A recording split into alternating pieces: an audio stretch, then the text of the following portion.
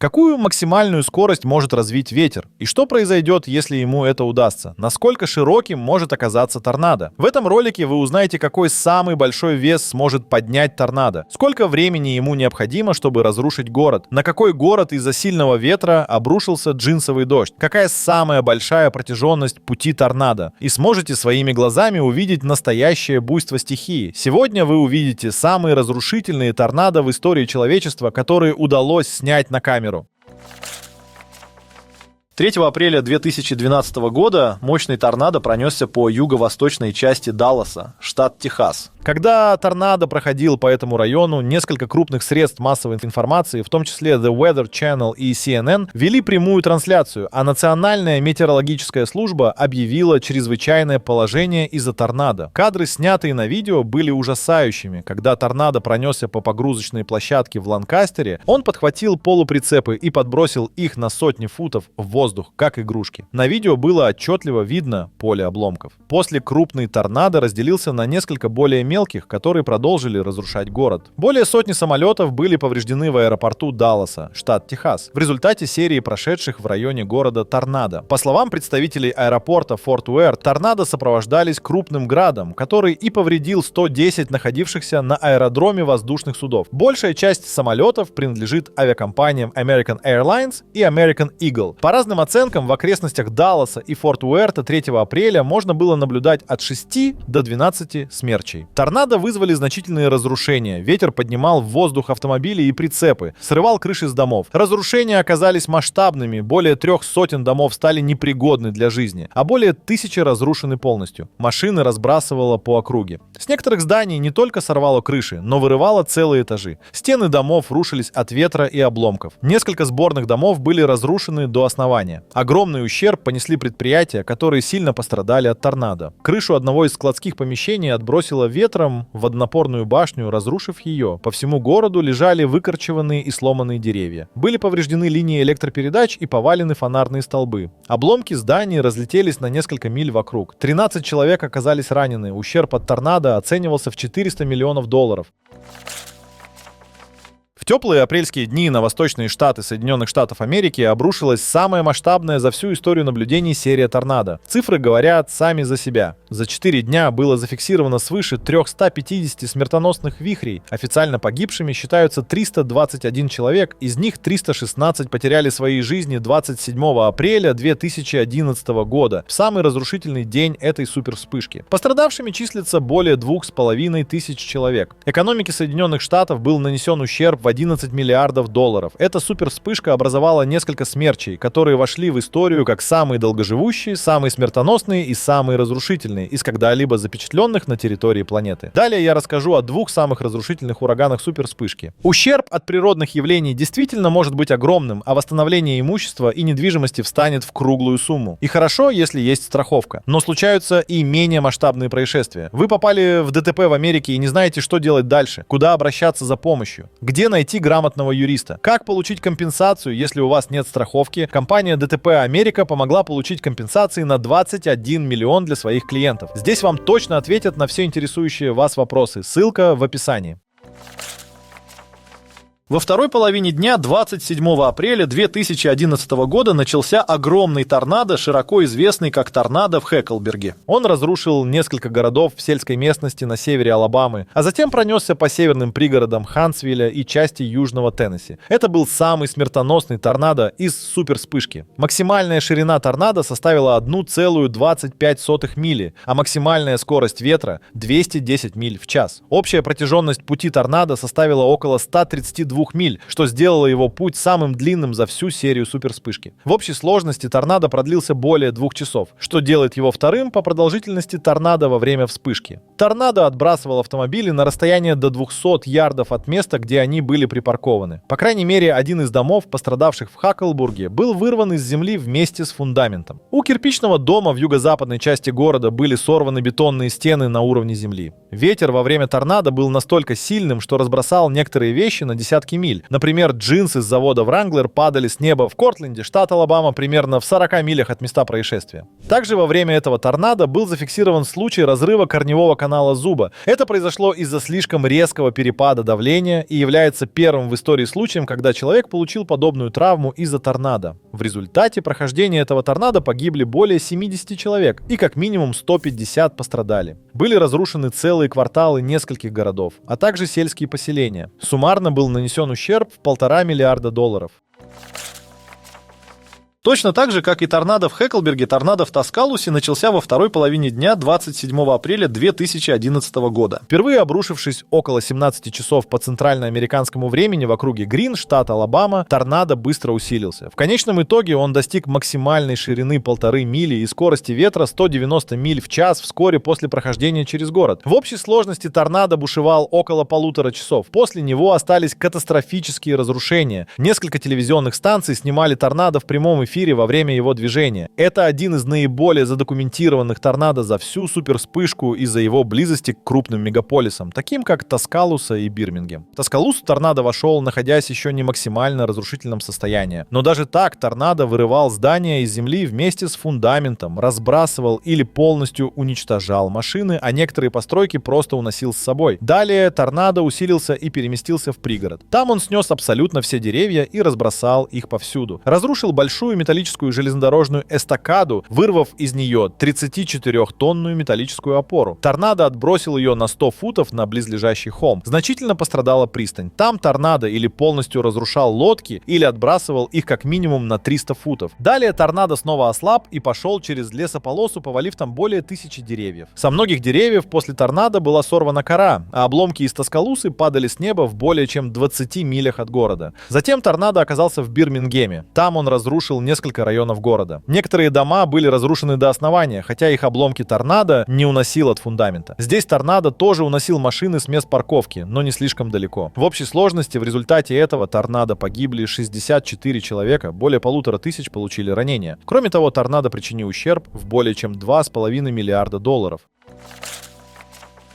Вечером в воскресенье 22 мая 2011 года большой смертоносный и разрушительный торнадо обрушился на город Джоплин, штат Миссури. Он причинил катастрофический ущерб городу и близлежащим районам. Впервые торнадо появился между штатами Миссури и Канзас. Там он повалил несколько деревьев и разрушил линии электропередач. Затем торнадо начал двигаться в сторону Джоплина. Он достиг сельской местности и разрушил там несколько хозяйственных построек, еще не войдя в полную силу. Затем торнадо достиг города, где усилился и начал рушить дома и разбрасывать машины. Некоторые автомобили въезжали в здания из-за сильного ветра, некоторые были заброшены на крыши домов. Затем ураган постепенно усиливался, подбираясь к центру города. Там менее чем за 5 минут торнадо снес несколько коммерческих зданий. После чего ураган принялся рушить дома и больницы. Стены зданий падали или вдавливались в фундамент от ветра. Несущие балки некоторых строений скручивались как бумага. Машины были разбросаны на несколько футов, а некоторые из них были обернуты вокруг деревьев. Несколько тяжелых бетонных стоянок, закрепленных арматурой, были сорваны с места и отброшены на несколько футов. Для этого потребовался ветер по скорости, превышающей 200 миль в час. В одном из медицинских центров города разрушения достигли своего пика. В здании не осталось целых окон, были разрушены полы и потолки, а также часть стен и крыша. 9-этажное здание было разрушено так сильно, что его сочли непригодным для восстановления и просто снесли. Транспортные средства на парковке больницы были подброшены в воздух и разбиты о землю до неузнаваемости. В том числе полуприцеп, который протащило 125 ярдов и полностью обернуло вокруг обнаженного дерева. Документы и некоторое оборудование из разрушенной больницы находили после торнадо в нескольких милях от города. Пика торнадо достиг к югу от центра города. Там были разрушены все административные здания и предприятия. В этом районе были снесены целые кварталы, еще несколько домов были разрушены, а с деревьев полностью содрало кору. В некоторых домах были повреждены подъездные дорожки. Многочисленные транспортные средства были отброшены на несколько кварталов, и некоторые домовладельцы так и не нашли свои машины. Торнадо разрушал обычные дома, церкви, дома престарелых, школы и университеты. В этот момент торнадо достиг максимальной ширины в 1 милю. Это произошло уже в коммерческом районе. Там с земли срывало асфальт, были разрушены здания и убиты множество людей. Размах ущерба был огромным. По данным данным местного отделения Американского Красного Креста, около 25% Джоплина было разрушено. Представители экстренных служб сообщили, что примерно 75% города были повреждены в той или иной степени. Через неделю после торнадо мэр Джоплина подсчитал, что 25% предприятий, имеющих лицензию в городе, были повреждены или разрушены. В общей сложности торнадо унес жизни более 150 человек, уничтожил 4000 зданий, а повредил 8000. Суммарный ущерб составил почти $3 миллиарда.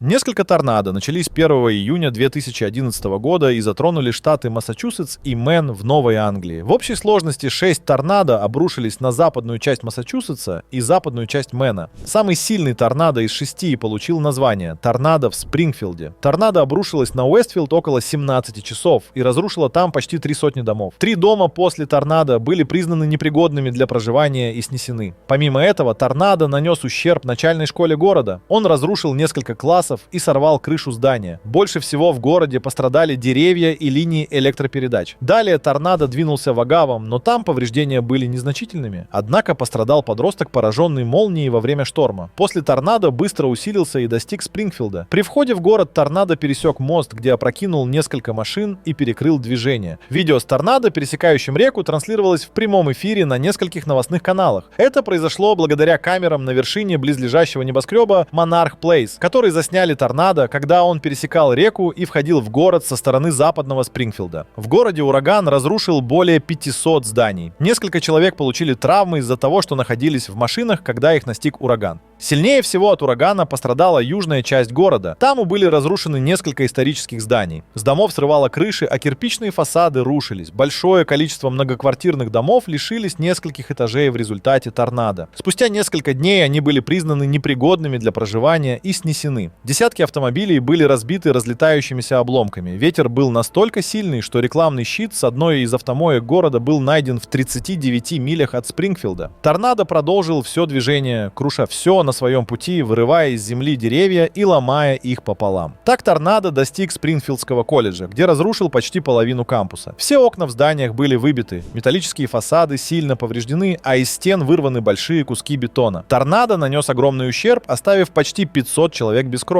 Сотни людей получили травмы разной степени тяжести, а 3 погибли. Ущерб от торнадо оценивался в сотни миллионов долларов. Торнадо в Оклахоме был крупным, продолжительным и исключительно мощным торнадо. Скорость ветра в нем достигала 321 милю в час, что является самой высокой скоростью торнадо, зафиксированной в истории. Этот торнадо обрушился на Оклахома-Сити 3 мая 1999 года. Его серьезность побудила Национальную метеорологическую службу Соединенных Штатов впервые в истории использовать заявление о чрезвычайной ситуации из-за торнадо. Торнадо быстро достиг максимальной силы в городе Бридж-Крик, нанеся городу огромный ущерб. От многих домов остался только фундамент или обломки бетонных плит. Деревья и кустарники полностью лишились коры. Около 200 домов были разрушены до основания, а сотни других сильно повреждены. Из-за бури произошло сильное размывание грунта, некоторые дороги лишились дюйма асфальта. Многие автомобили разбросало по окрестностям, а некоторые обмотало вокруг деревьев и столбов. Торнадо двигался, то набирая силу, то становясь слабее. В одном из районов города он подбросил автомобиль на четверть мили, а качественный дом превратил в груду обломков. Ширина торнадо к тому времени достигла 1 мили. Затем торнадо переместился в Мур, где погибли 11 человек, а более 200 получили ранения. Целый район города превратился в руины. Машины поднимало в воздух и отбрасывало ветром на четверть мили, а несколько домов снесло с фундамента. После торнадо отправился в Оклахома-Сити. Там было разрушено множество промышленных зданий, мотелей, обычных домов. Железнодорожный вагон весом 36 тысяч фунтов отбросило на 3/4 мили. При этом вагон постоянно подбрасывало в воздухе. Торнадо преодолел 38 миль за 85 минут своего существования. Он разрушил тысячи домов, убил 36 человек и нанес ущерб в размере $1 миллиарда.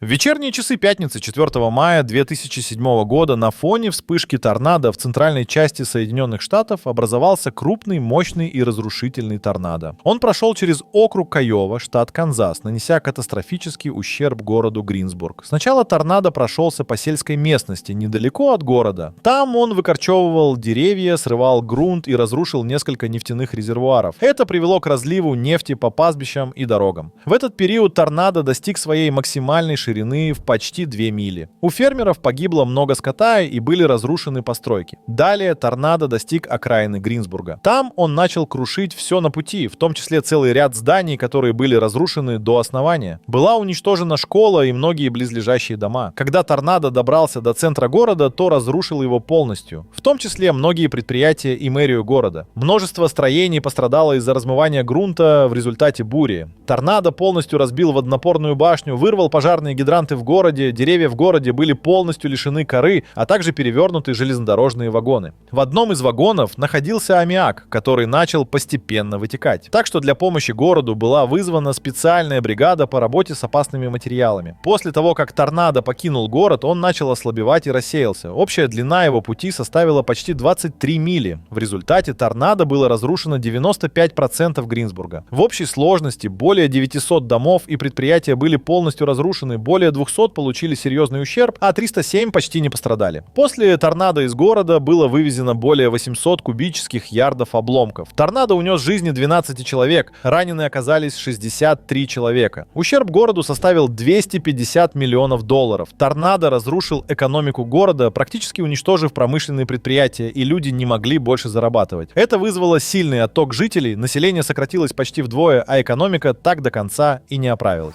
Спасибо, что посмотрели это видео о разрушительных торнадо. Я надеюсь, что вам было интересно и познавательно увидеть, как природа демонстрирует свою мощь. Напоминаю, что безопасность — это приоритет. Не забывайте быть осторожными и следить за прогнозами погоды. Берегите себя и оставайтесь в безопасности во время сильных штормов. Подписывайтесь на наш канал, ставьте лайки и делитесь своими впечатлениями в комментариях.